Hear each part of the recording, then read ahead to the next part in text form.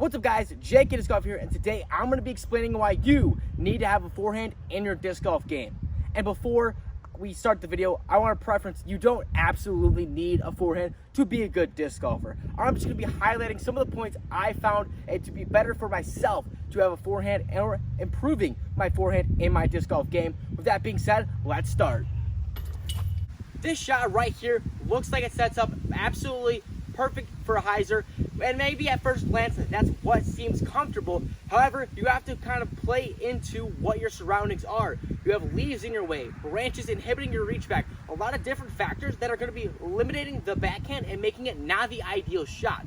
Now this is an example of exactly the time when a forehand will come in way more handy. It may not be the exact outlook on what the shot of a forehand really should be or what people intend the forehand to be, but this is an absolute perfect time to throw an anhyzer forehand so you don't have anything in your way such as the leaves or branches. The reach back is perfect and you have an easy look for birdie.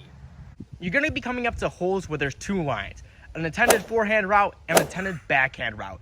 And the reason you should be picking one or the other is to eliminate as many risks as possible. Looking down this hole, you either have a nice easy backhand hyzer or a forehand hyzer. Which are you choosing?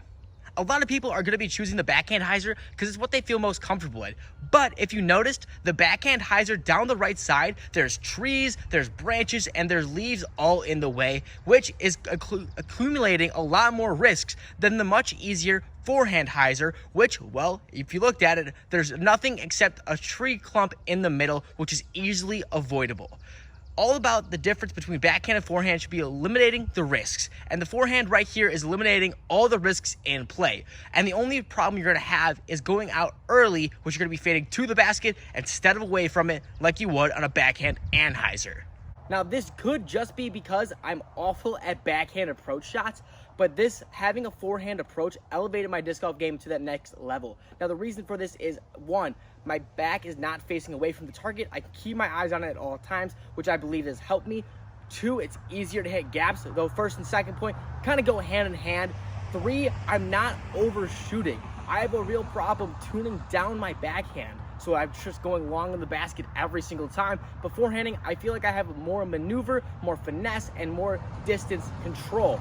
So with that, I feel like this could be a reason if you're struggling with backhand approaches that could kind of help your game out just a little bit. If not, give it a try, especially if your backhand approach isn't what you want it to be.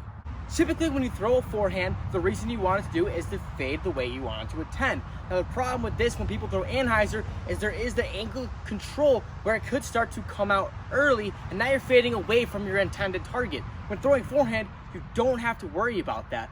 The angle control is less important because you're going to be fading the direction you want to fade no matter what.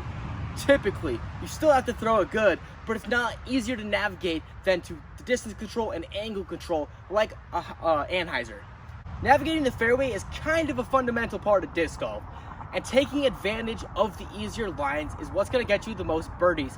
As you can tell, there's kind of a theme going on about getting the most birdies and having a forehand in your game.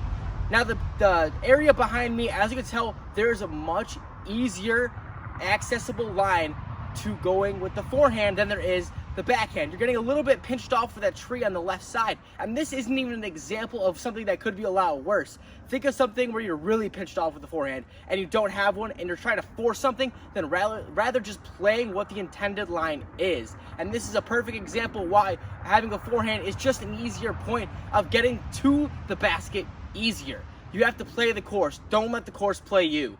There's going to be times like this on the course when you're absolutely pinched and there's pretty much no way to throw a backhand. So either you're going to rely on a forehand roller where you really have no idea where that thing's going to go, or you can have a safe, easy pitch out with a forehand when you're pretty much just going to tap in from the basket anyways. So again, just eliminating these hard shots where you're going to be trying to finesse something almost impossible instead of just taking the easy line. I can't stress enough how important it is to fade towards the target instead of away from the target. And I'm not just saying the basket.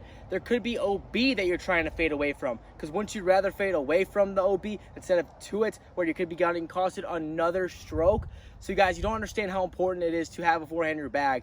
Kind of looking at the grand scheme of things, you might not think it's so important. When I nitpick times in the course where it could become a 1, 2, 3 stroke thing, you guys kind of should have it in your bag. And I'm not saying you absolutely need it. I'm just trying to point out some things where maybe you could find out where it would help a little bit more in your game. And guys, I'm not even stressing enough on other things. Have you tried throwing an Anheuser in headwind? It's not the easiest thing to do, but throwing an overstable disc forehand could be a lot easier shot for you. And there's so many other things where I could highlight, but I don't have the time for that. But these are just some of the things that really help me kind of elevate my disc golf game to a little bit better. I'm not saying a lot better, but I'm saying a little bit better. And kind of the main things that did that for me was the forehand approach shots. A lot of that just kind of took off strokes of my game very quickly.